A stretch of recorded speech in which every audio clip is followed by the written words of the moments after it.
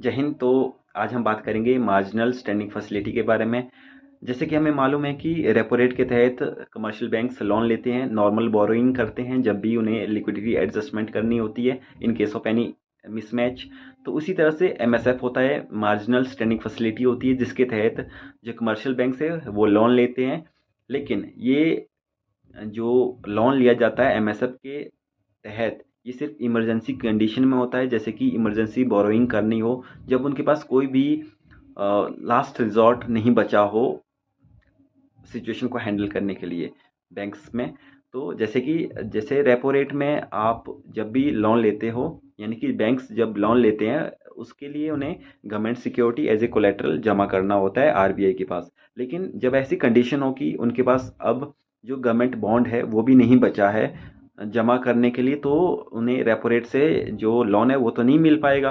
तो उस केस में एमएसएफ रेट एक्टिव हो सकती है इमरजेंसी केस में। तो एमएसएफ रेट के तहत वे अपना जो एनडीटीएल है उसका 2% तक लोन ले सकते हैं without submitting any collateral as a, जो भी आपकी गवर्नमेंट सिक्योरिटी होती है एज ए कोलेट्रल, वो आपको जमा नहीं करना पड़ता है।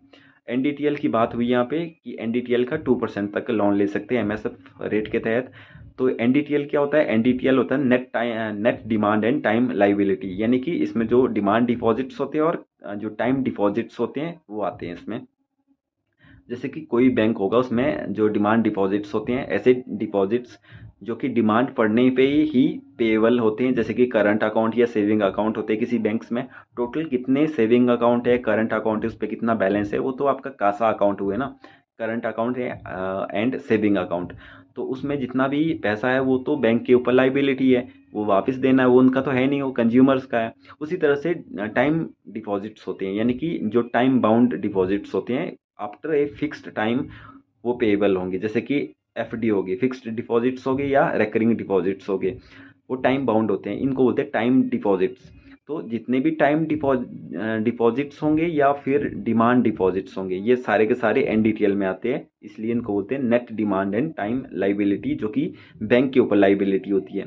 इस एनडीटीएल का 2% तक लोन ले सकते हैं bank in case of emergency condition. तो इमरजेंसी बोरोइंग कर सकते हैं एमएसएफ रेट के तहत 2% ऑफ एनडीटीएल। लेकिन वहाँ पे कंडीशन ये है कि यहाँ पे जो रेपो रेट का जो परसेंटेज होगा, रेपो रेट से ये 25 बेसिस पॉइंट ज़्यादा इसका इंटरेस्ट रेट रहेगा। जैसे कि रेपो रेट है आज की डेट में 5.5%, तो एमएसएफ रेट कितना होगा? 5.75%। ठीक है, थैंक यू।